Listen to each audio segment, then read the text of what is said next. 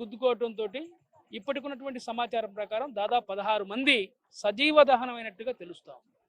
మొత్తం 41 మంది ప్రయాణికులు ఈ బస్సులో ప్రయాణిస్తూ ఉన్నారు. తెలంగాణ ప్రాంతం నుంచి మరి ఈరోజు కనిగిరి, ఇంజమూరు, అలాగే పెదారకట్ల, మనం చూసుకుంటే కనిగిరి ఈ ప్రాంతానికి సంబంధించినటువంటి మన ప్రాంత ప్రయాణికులు ఎక్కువ మందిగా దాంట్లో ప్రయాణిస్తూ ఉన్నారు. మార్కాపురం చెందిన వాళ్ళు కూడా ఉన్నారు. చూస్తూ ఉంటే 16 మంది దాదాపు ఇప్పటికీ సమాచారం 16 మంది చనిపోయినట్టుగా తెలుస్తూ ఉంది. దాదాపు 25 మంది గాయపడ్డారు. 13 మందిని ఇప్పుడు మన మార్కాపురం జనరల్ హాస్పిటల్లో జాయిన్ చేసి మళ్ళీ చికిత్స అందిస్తూ ఉన్నారు. మరో 12 మందిని ఒంగోలు రిమ్స్కి రెఫర్ చేసినట్లుగా తెలుస్తూ ఉంది. నిజంగా ఇది చాలా బాధాకరం. మేము కాంగ్రెస్ పార్టీ తరఫున మృతుల కుటుంబాలకి తీవ్ర సంతాపాన్ని, సానుభూతిని తెలియజేస్తా ఉన్నాం. అయితే ప్రధానంగా ఆర్టీసీతో పాటు ఆర్టీసీ బస్సుల్లో ప్రయాణం సురక్షితం. ఈ నేపథ్యంలో ట్రావెల్స్ బస్సుల్లో ఏదైతే నిబంధనలకు విరుద్ధంగా నడుపుతున్న బస్సు ప్రమాదాలపై కూడా ప్రభుత్వం సీరియస్గా దృష్టి పెడుతుందని చెప్తుంది. కానీ ఏదైతే ఈ ప్రమాదాలు మాత్రం ఆగకుండా ఉన్నాయి. ఎలా చూస్తారు దీన్ని? నిజంగా ప్రభుత్వం ఆర్టీసీ బస్సులు, ఉచిత బస్సుల పేరుతోటి బస్సులను డైవర్ట్ చేయడంతో బస్సుల సంఖ్య తగ్గిపోయింది. అందువల్ల ఈ యొక్క బస్సులను ఏర్పాటు చేయడంలో ప్రభుత్వం ఆర్టీసీ పూర్తిగా వైఫల్యం చెందని చెప్పి మేము భావిస్తూ ఉన్నాం. ప్రైవేట్ ట్రావెల్స్ కూడా ఒక రకంగా చెప్పాలంటే ఈ ప్రైవేట్ ట్రావెల్స్, హరికృష్ణ ట్రావెల్స్ యాజమాన్యం దీనికి బాధ్యత వహించాలి. అది ఎప్పుడో పాతకాలం నాటి బస్సు, అది మరమ్మతులకు గురవుతూ ఉంది.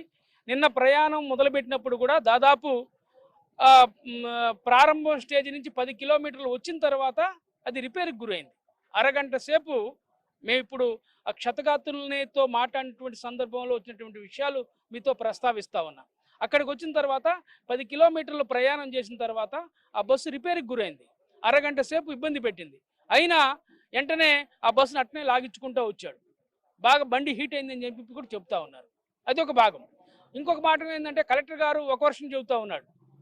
ఈ జిల్లా జాయింట్ కలెక్టర్ గారు ఏం చెప్తున్నారంటే అది హయ్యర్కి తీసుకున్నారు, అక్కడి నుంచి ఇక్కడికి వస్తుందని చెప్పి చెబుతున్నాడు. అది హయ్యర్ బస్ కాదు, ట్రావెల్ బస్సు. ప్యాసింజర్లందరినీ కూడా టికెట్లు తీసుకున్నారు, ఎవరి ప్రాంతంలో వాళ్ళు దిగుతూ ఉన్నారు. ఇది వాస్తవం. అయితే ఓనర్ ఏం చెప్పాడు, హరి అనే అతను కలెక్టర్ గారితో ఏం చెప్పాడు, ఇది వాళ్ళు బాడీకి మాట్లాడబోతున్నారని చెప్తున్నాడు. ఇది చాలా శుద్ధ అబద్ధం. ట్రావెల్స్ వాళ్ళు దీని మీద నేను ఏం చెప్తున్నంటే ఆర్టీఓ అధికారులు దీని మీద చర్యలు తీసుకోవాల్సిన అవసరం ఉంది. ఏదో పాతకాలం నాటి బస్సులు పెట్టి ప్రయాణికులతో చెలగాటం అనేది చాలా దురదృష్టకరం. ఆ రోజు కర్నూలులో జరిగినటువంటి దుర్ఘటన మించి ఇలాంటి ఘటన జరగడం అనేది చాలా దారుణమైన విషయం. ముఖ్యంగా ఇది మార్కాపురం కొత్తగా జిల్లా ఏర్పడింది కాబట్టి రోడ్ల విస్తరణలో ప్రభుత్వం చొరవ తీసుకోవాల్సిన అవసరం ఉంది. ఆ రోజు ఆర్ఎన్బి కాంట్రాక్టర్ కూడా తప్పే. అక్కడ సింగిల్ రోడ్డు, అటు క్వారీ ఉంది, ఇటు క్వారీ ఉంది.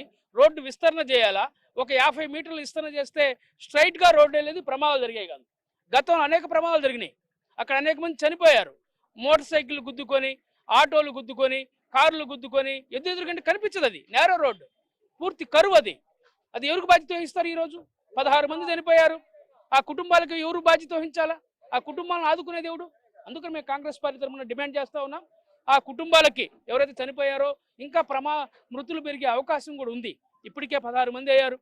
ఇంకా మృతుల సంఖ్య పెరిగే అవకాశం కూడా కనిపిస్తూ ఉంది. ప్రభుత్వాన్ని కాంగ్రెస్ పార్టీ తరఫున మేము ఒకటే డిమాండ్ చేస్తూ ఉన్నాం.